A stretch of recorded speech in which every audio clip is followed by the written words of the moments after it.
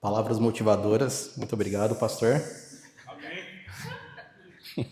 Então, irmãos, vamos dar aqui continuidade à palavra. Vamos fazer a leitura de Jonas capítulo 4, versículo do 1 ao 11. Vou fazer uma leitura responsiva. Vou começar fazendo a leitura. Diz assim a palavra do Senhor. Com isso desgostou-se Jonas extremamente e ficou irado. Não foi isso que eu disse. Estando ainda na minha terra, por isso mesmo eu terei fugido para Tarsis, pois saber que és Deus clemente, misericordioso, e tardio em irar-se, de grande benignidade, e que te arrependes do mal. Peço-te, pois, ó Senhor, tira minha vida, porque é melhor me é morrer do que viver. Disse o Senhor, razoável essa tua ira. Então Jonas saiu da cidade e assentou-se ao oriente da mesma, e ali fez uma enramada e repousou debaixo dela, à sombra, até ver o que aconteceria à cidade. Ainda vendo o Senhor Deus nascer uma planta, que subiu por cima de Jonas, que fizesse sombra sobre a sua cabeça, a fim de o livrar do seu desconforto. Jonas, pois, se alegrou em extremo por causa da planta. Mas Deus, no dia seguinte, ao subir da alva, enviou um verme, o qual feriu a planta, e esta se secou. E nascendo o sol, Deus mandou um vento calmoso oriental. O sol bateu na cabeça de Jonas, de maneira que desfalecia, pelo que pediu para si a morte, dizendo: melhor me é morrer do que viver. Então perguntou Deus a Jonas, é razoável essa tua ira por causa da planta? Ele respondeu, é razoável a minha ira até a morte. Tornou o Senhor, tens compaixão da planta que te não custou trabalho, a qual não fizeste crescer, que numa noite nasceu, numa noite floresceu. Vamos ler todos juntos? E não hei de ter compaixão da grande cidade de Nínive, em qual há mais de 120 mil pessoas que não sabem discernir entre a mão direita e a mão esquerda, e também muitos animais? Amém. Como o pastor já falou, o título da palavra de hoje é O Verdadeiro Conhecimento nos Transforma. O texto de Jonas, eu já compartilhei da última vez com irmãos, capítulo 3, né? Sei que todos lembram, com certeza. E hoje eu vou continuar nesse último capítulo de Jonas, né? Falando o que acontece após ele ter pregado ali na cidade de Nínive. A gente viu que no primeiro capítulo, o que acontece? Jonas, ele é chamado para pregar a cidade de Nínive, uma cidade que era cruel, uma cidade que tinha um povo que fazia muito mal às outras nações próximas a ela. Mas Jonas, por ter uma certa raiva, por ter certo preconceito com aquela cidade, sabendo de toda a maldade, de tudo que já fizeram, ele não aceitava que eles mereciam escutar a palavra de Deus, que eles não mereciam a salvação. E por isso, no capítulo 1, ele foge da presença de Deus, e assim ele pega um barco. Depois disso, ali os marinheiros daquele barco descobrem o motivo que é Jonas, lança ele ao mar, e o que acontece? Deus manda um grande peixe para engolir Jonas. Ele passa 3 dias e 3 noites naquele peixe, até que Deus dá ordem ao peixe, o peixe também, ele cospe Jonas. E Jonas, assim, recebe novamente uma ordem de Deus, no capítulo 2, falando para ele ir ali a Nínive. A gente encontra, né? Ele chegando em Nínive no capítulo 3 e fazendo uma pregação. Uma pregação que tinha o quê? Apenas 5 palavras em hebraico, né? E ele prega para aquela cidade, prega o arrependimento a eles, para que eles se arrependam do mau caminho que eles andam. E o povo de Nínive, eles escutam aquela palavra e se arrependem diante de Deus. E com isso, Deus faz o quê? Ele perdoa aquele povo, mesmo Jonas não querendo. E é assim que a gente chega no capítulo 4 de hoje. No primeiro versículo a gente vê assim, né? Com isso desgostou-se Jonas extremamente e ficou irado. Jonas, como eu falei, ele não queria a salvação daquele povo, pois ele considerava aquele povo um povo inimigo, um povo que não merecia o perdão de Deus. E ele ora a Deus, mostrando aqui que ele conhece quem é Deus. Ele fala assim no versículo 2, e orou ao Senhor e disse, Senhor, não foi isso o que eu disse, estando ainda na minha terra? Por isso me adiantei, fugi para Tarsis, pois sabia que és Deus clemente, misericordioso e tardio em irar-se, e grande em benignidade, e que te arrependes do mal. Aqui a gente vê que Jonas tinha o quê? Uma teologia muito boa sobre Deus. Ele sabia quem era Deus. Só que ele não sabia verdadeiramente. E esse é o primeiro ponto que eu quero trabalhar com vocês. Busquem um conhecimento verdadeiro de Deus que transforme o seu coração. Jonas, ele tinha um conhecimento, vamos dizer aqui, superficial de Deus. Por quê? Ele não queria a salvação daquele povo. Ele queria determinar quem merecia ou não receber a salvação. Ele mesmo queria se colocar ali no lugar de Deus. A gente também, muitas vezes, não tem esse conhecimento profundo sobre Deus, mas um conhecimento superficial. A gente fala que conhece a Deus, a gente fala que conhece a Bíblia, mas realmente a gente conhece? Como está sendo a sua vida? Como você está agindo no seu dia a dia? Quando temos um verdadeiro conhecimento de Deus, a gente entende que somos filhos de Deus prontos para fazer toda boa obra. Nós entendemos que precisamos servir a casa de Deus. Sim, a gente enfatiza isso muitas vezes, né? Do servir, mas é isso que um cristão tem que fazer. Porque senão o seu conhecimento é um conhecimento vazio. Você às vezes busca decorar versículos, você lê a Bíblia por completo, você estuda teologia, mas de uma forma que é simplesmente para mostrar para as pessoas à sua volta. O mundo hoje em dia, ele vive de aparência. Nas redes sociais, a gente vê pessoas postando às vezes fotos, né? Coloca uma foto com um versículo. A foto é o quê? A pessoa segurando uma latinha de cerveja e coloca o versículo. Tudo posto naquele que me fortalece. A gente vê muito disso, né? Pessoas postando fotos assim com versículo, falando de Deus. Mas, e aí? Por que ela está postando aquele versículo? Porque acha bonito. Porque não entendeu a profundidade daquela mensagem. Mas a gente também age dessa forma. A gente lê a Bíblia, a gente tenta servir a casa de Deus, falando coisas bonitas, coisas que decoramos. Mas, quando aparece qualquer outra atividade fora da igreja, a gente larga e vai embora.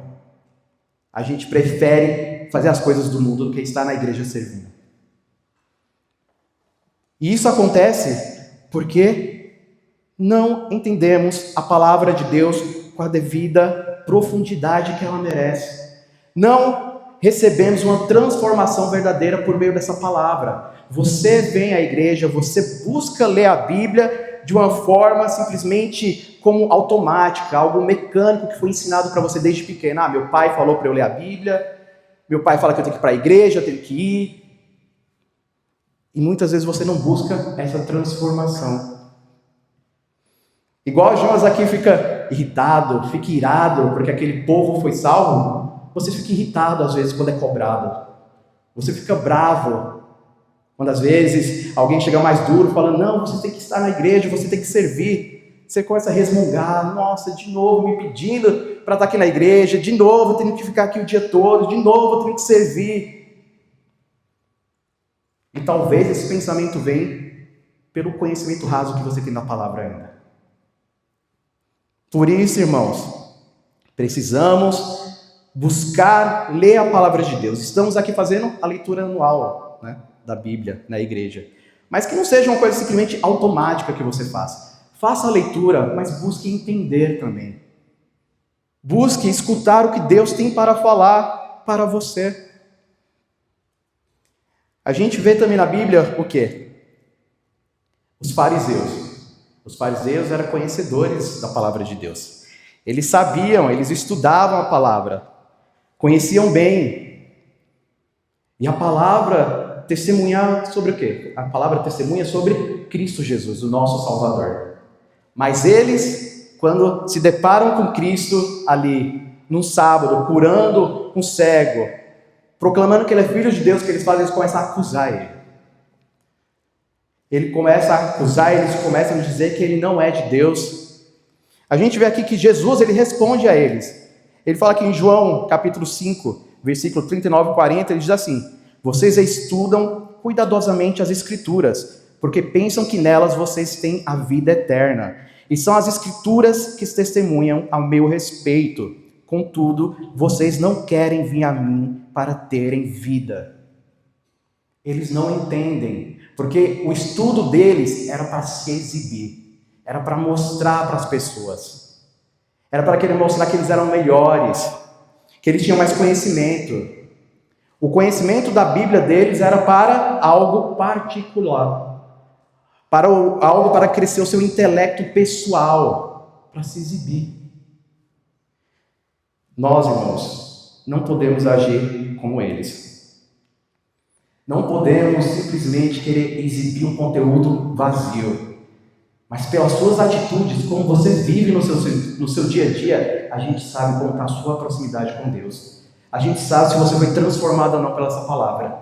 Ou simplesmente você está fazendo algo de forma automática. Algo porque alguém te obriga. Algo porque você só faz porque desde pequeno meus pais me ensinaram e é assim que eu faço.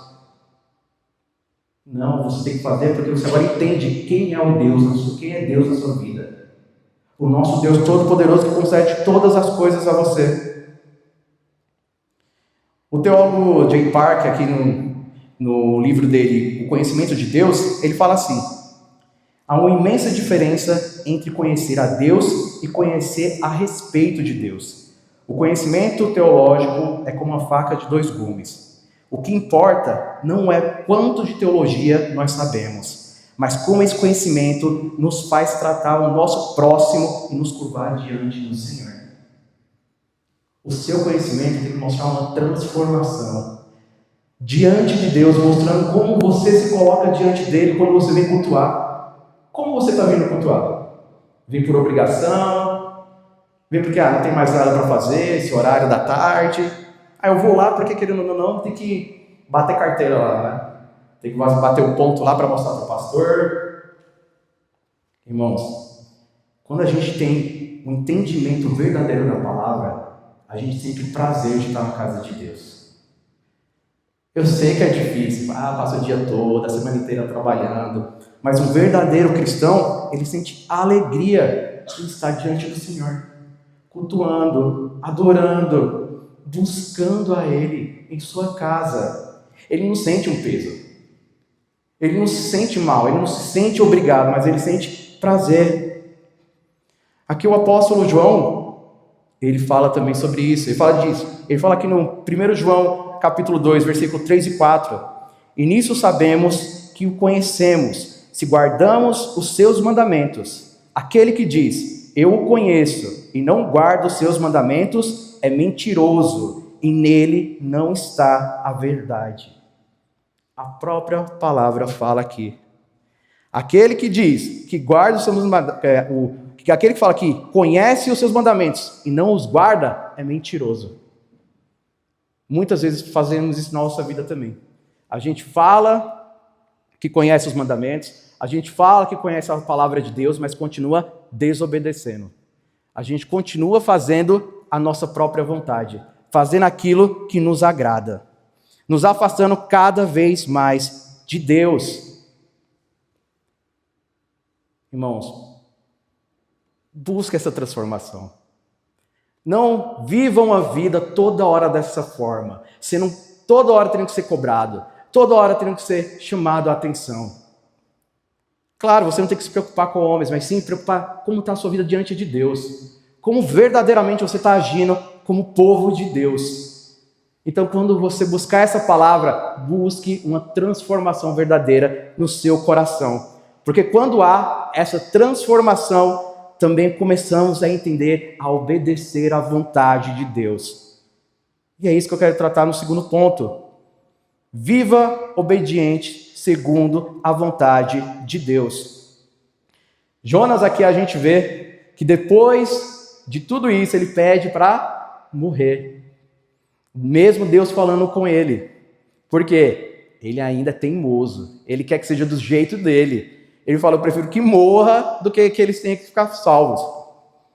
E ainda com fio de esperança, a gente vê no versículo 5, que fala assim, então Jonas saiu da cidade e sentou-se ao oriente da mesma, e ali fez uma enramada, e repousou debaixo dela à sombra. até ver o que aconteceria à cidade.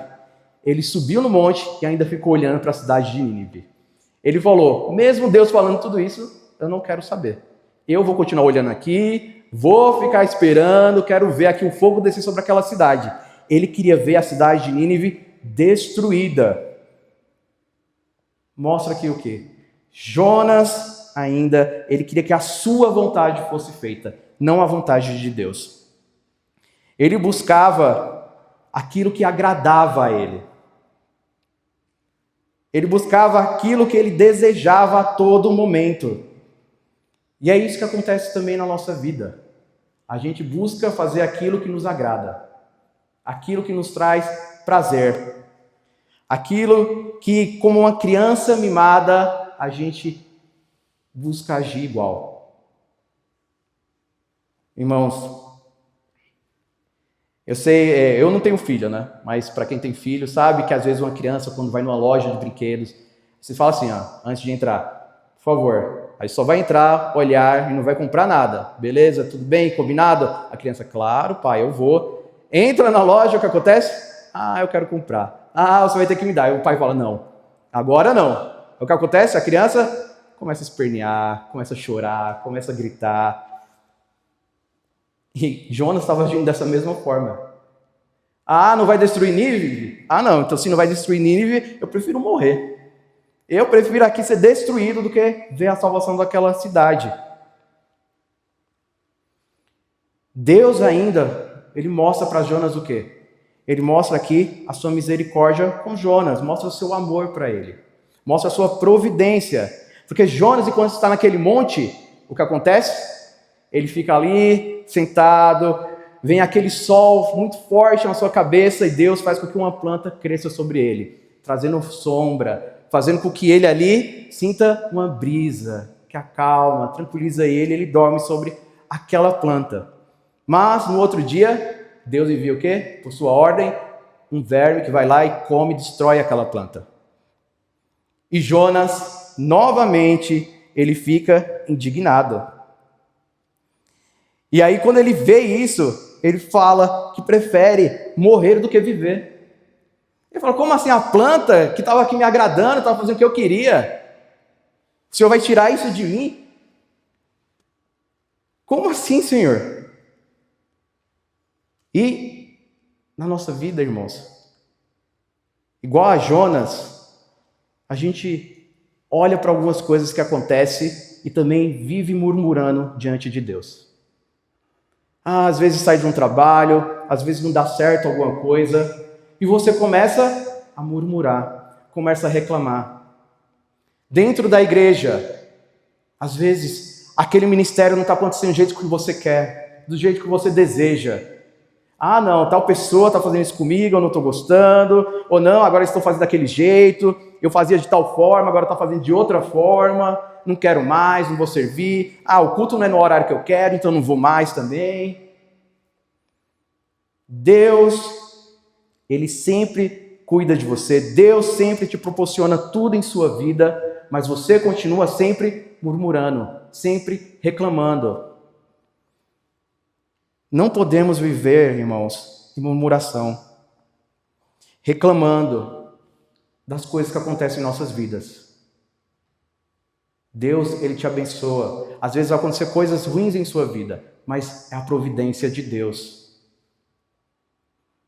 Jonas aqui, ele murmura, mas a gente comparar a história de Jó, a gente vê que Jó perdeu tudo em sua vida.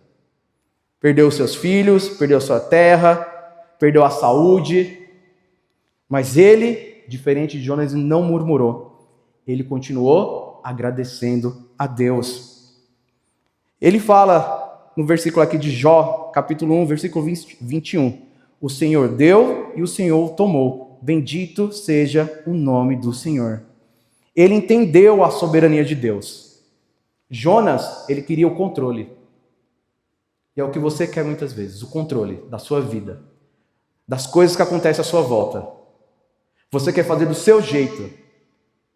Quando você quer, da forma que você quer. Quando aparece um tempinho sobrando, aí sim eu vou servir a igreja. Quando aparece um tempinho sobrando, aí eu vou ler a Bíblia. Quando aparece um tempinho sobrando, você tira esse momento para orar. Mas quando sobrar?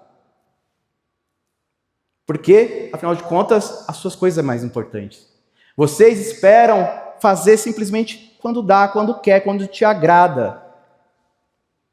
E não podemos agir dessa forma. Devemos sempre buscar fazer tudo com alegria diante de Deus.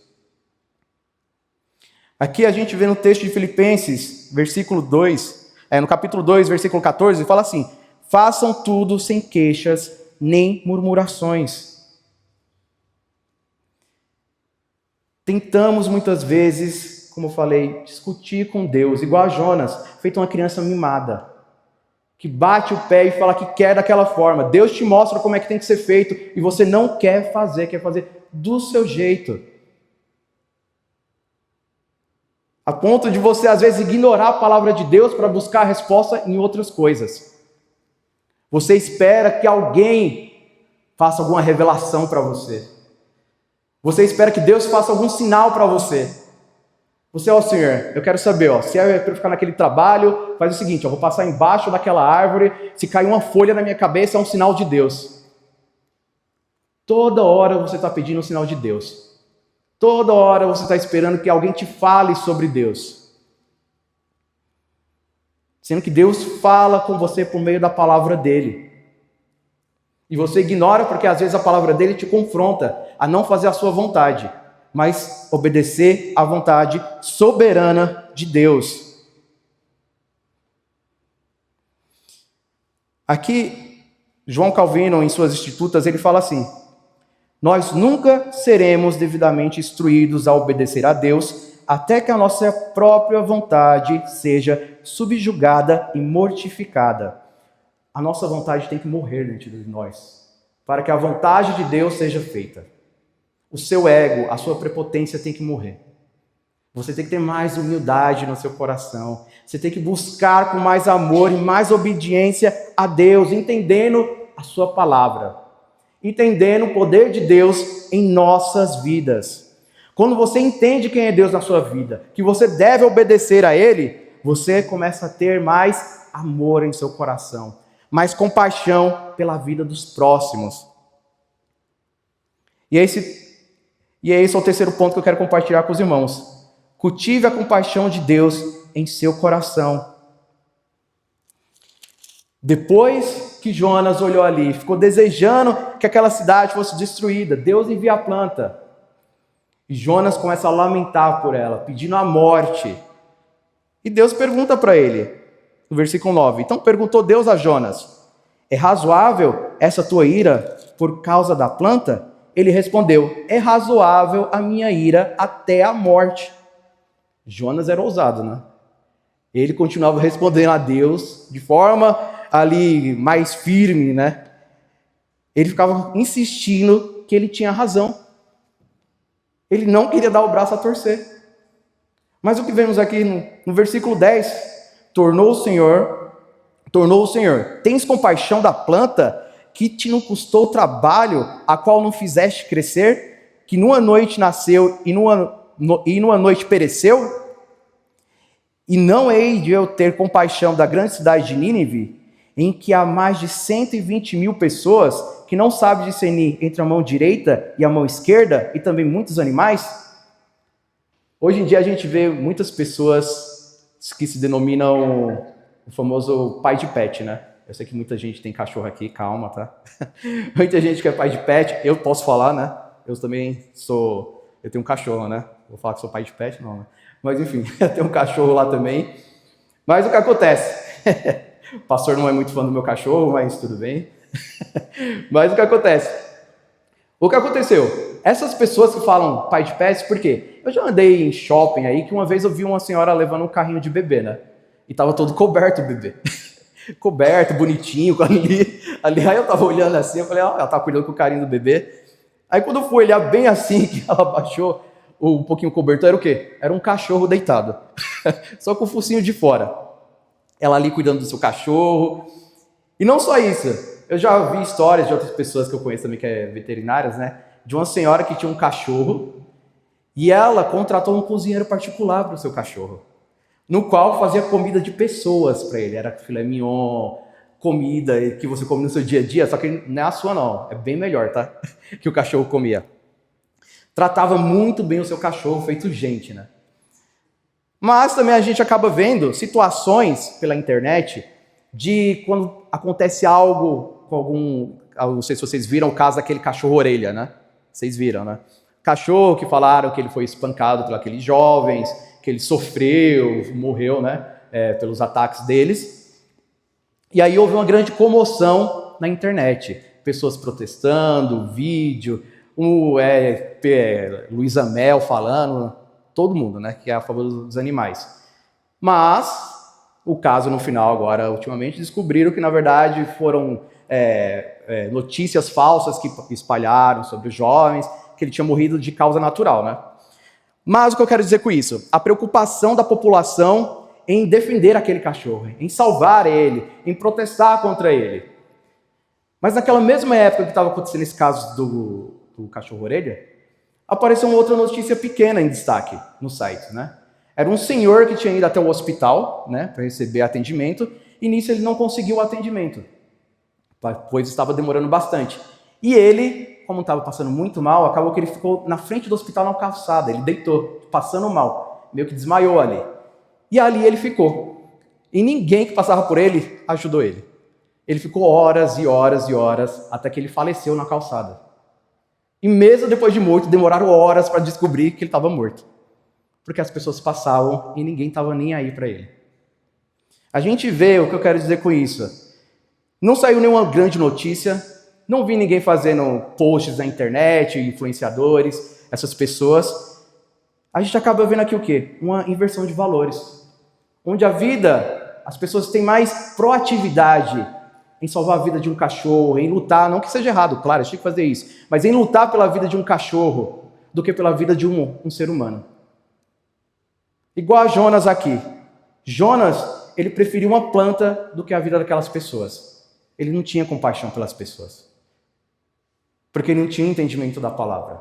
A nossa sociedade, ela está assim, age com frieza no dia a dia. Nós também, irmãos.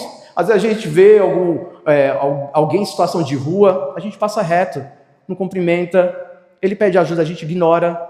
Porque é assim.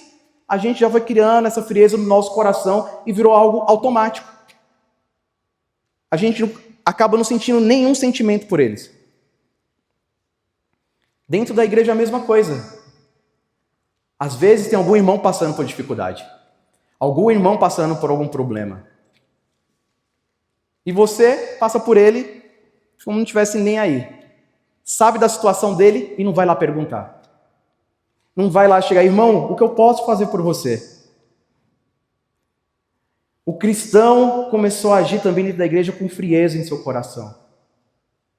Só pensa no quê? No seu bem-estar, na sua família, no seu negócio. O outro, não importa, não faz parte da minha vida, por mim, não importa o que acontece com ele. Mas quando recebemos a palavra de Deus, a gente não age mais assim, irmãos. Há uma transformação em nós. Começamos a nos preocupar uns com os outros, no corpo de Cristo. Você não consegue mais olhar para o irmão que está passando dificuldade e simplesmente deixar para lá, porque ele é chato, porque ele é assim, porque já aconteceu várias vezes. Você busca orar pelo aquele irmão. Você busca ter comunhão com ele. E você busca fazer algo por ele. Não só falar da boca para fora. Esse amor de Deus tem que transformar a nossa vida. Transformar a ponto que a gente transmite para outras pessoas também. Em 1 João, capítulo 3, ele fala no versículo 17 e 18. Se alguém tiver recursos materiais e vendo seu irmão em necessidade, não se compadecer dele, como pode permanecer nele o amor de Deus? Filhinhos, não amemos de palavra nem de boca, mas em ação e em verdade. Ele está falando aqui, para deixar mais claro, não fala da boca para fora. Não fica toda hora falando, estou orando por você, estou pensando em você, Deus te abençoe, sendo que no seu coração você não faz nada, você não tem nenhuma ação para buscar salvação, para buscar ajudar aquela pessoa. Muitas vezes você vê alguém perdido, alguém desviado da palavra, que deixou a igreja, ou pessoas no mundo que não conhecem a palavra, e você age com essa frieza que Jonas tinha também. Você não está nem aí em compartilhar a palavra. Você não liga de compartilhar do evangelho. Porque para você tanto faz a salvação do outro. O que importa é a sua. Irmãos, precisamos ter mais desse amor de Deus em nossas vidas. Precisamos compreender melhor a palavra dele, pois só assim seremos transformados verdadeiramente, para ser usados como instrumentos de Deus, dentro e fora da igreja. Você tem que ser sal e luz do mundo, não só aqui de domingo, mas fora da igreja também. Buscando um conhecimento verdadeiro, não só o que você quer escutar da Bíblia, mas buscar um conhecimento completo da palavra que Deus nos deu. Tiago também, no capítulo 2, Tiago capítulo 2, versículo 15 e 16, ele fala: se o irmão ou a irmã estiverem carecidos de roupa e necessidade de alimentos cotidianos, e qualquer dentre vós lhes disser, ide em paz, aquecei-vos e fartai-vos, sem contudo lhes dar o que é necessário para o corpo, qual o proveito disso? Que adianta você só falar se você não faz nada? Que adianta você querer só ficar criticando a igreja se você não serve? Se você não é um membro ativo aqui, só sabe resmungar, só sabe murmurar, o que adianta? Mas quando você entende essa palavra, você tem uma transformação, você começa a transmitir o amor, você começa a servir, você começa a obedecer a Deus, sabendo que você é um filho de Deus e precisa ser alguém que faz a diferença dentro e fora da igreja. Concluindo a palavra de hoje, irmãos, eu quero falar para vocês, Jonas, ele agiu com frieza. Jonas, ele queria que a sua vontade fosse feita. Ele queria a destruição daquele povo. Por quê? Porque ele não tinha um verdadeiro conhecimento de Deus. Esse conhecimento que transforma a nossa vida. O que você tem feito para transformar a sua vida? Como você tem agido diante de Deus para que a sua vida seja transformada? Você tem feito a leitura da palavra? Você tem orado? Você tem buscado uma conexão com Deus? Ou você está agindo como sempre agiu? Fazendo o que te agrada, quando você quer, da forma que você quer? Irmãos, eu anseio que todos vocês tenham esse desejo, essa vontade de ter essa verdadeira transformação que recebemos somente diante da palavra do nosso Deus. Que enviou o seu Filho Jesus Cristo para dar para você uma nova vida, a salvação. Ele mostrou o seu amor mesmo não sendo merecedores.